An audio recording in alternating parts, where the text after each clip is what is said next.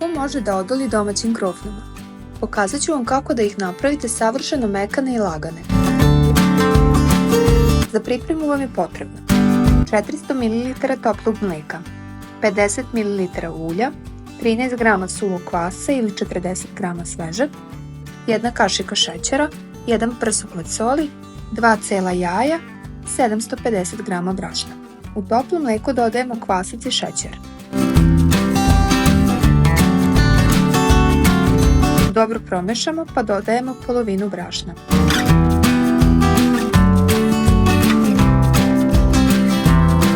Ponovo promešamo. Zatim dodajemo ulje, so i jaja.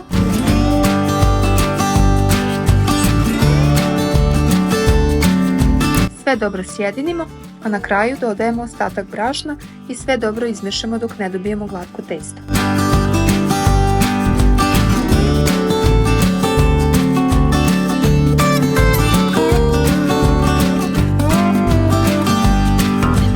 Kada se smes izjednači, posipamo je brašnom, pokrijemo i ostavimo na toplom da narastu.